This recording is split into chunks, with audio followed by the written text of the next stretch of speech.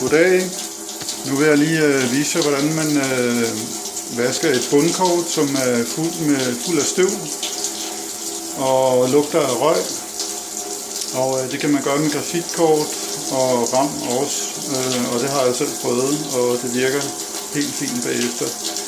Det kræver bare, at man lufttørrer det eller varmetørrer det i 5-6 timer efterfølgende, og så lige lade det ligge et par dage, så skulle det være tørt. Det har det i hvert fald virket for mig. Men det gør man sådan her.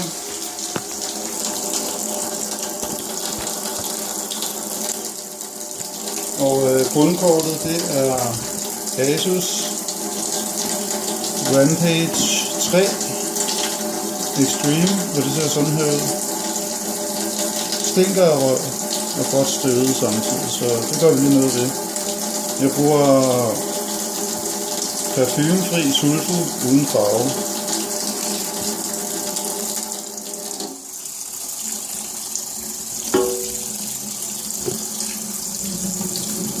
Så en blød, skal være en blød børste. Og husk at skille batteriet ud, inden I gør det. Og så kommer der godt en sæbe på. Helst ikke ned i sokken, men ellers så skyller man det bare af det. Det sker der ikke så meget ved. Jeg undgår det helst.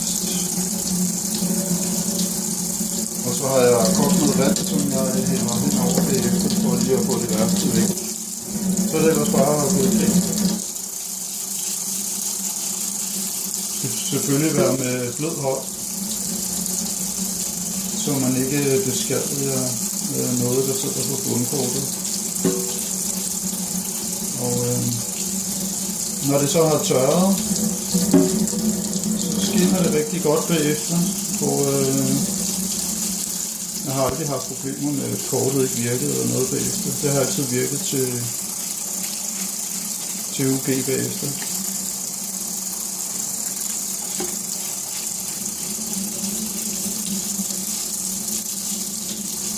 Og det bedste af det hele, det lugter ikke bagefter. Det er jo en god ting. Kommer lige til at skubbe til kameraet.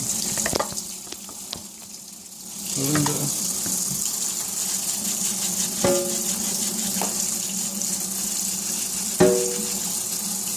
Og jeg har overklokket processorer på bundkort, efter jeg har vasket det også, og det har også ført til fint, så jeg kan egentlig ikke sige noget dårligt om det. Det er meget vigtigt, at det får lov at tørre, selvfølgelig. Det er nok ikke godt at starte det for tidligt op, inden man er sikker på, at det er helt tørt.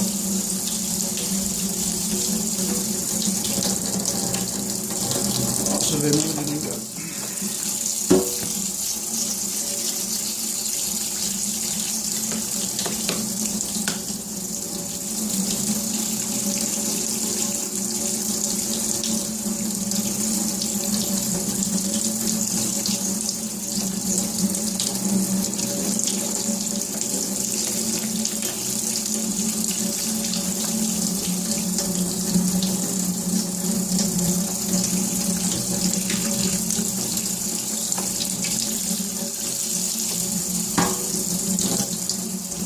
Og jeg bruger ikke børsten nede i selve sokketen, fordi det er jo ikke kommet noget over dernede. Det er kun rundt om og alle andre steder på bundkortet. Så nu giver vi lige en ordentlig tur.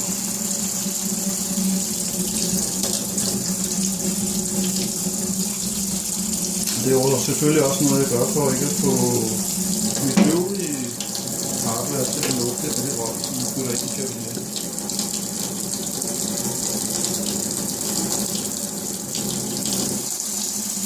Vi giver den lige noget mere sæbe her.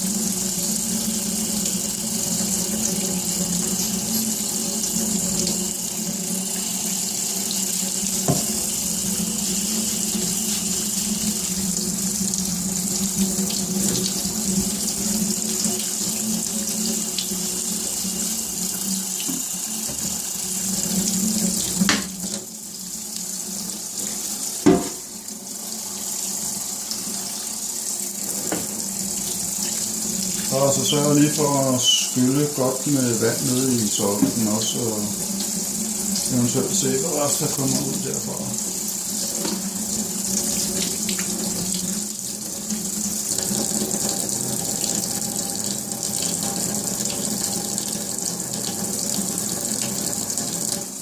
Og så tager vi lige bagsiden også.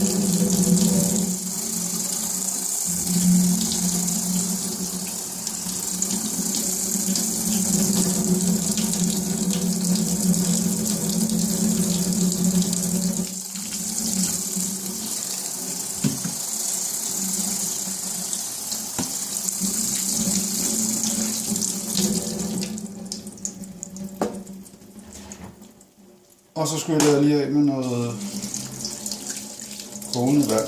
Eller, det har kogt, men det har lige stået og kølet lidt af i cirka 10 minutter.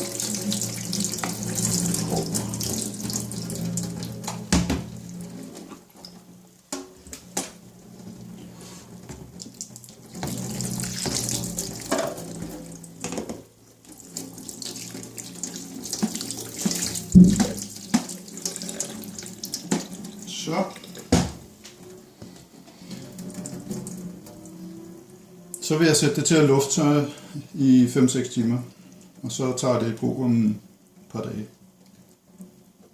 Det var det.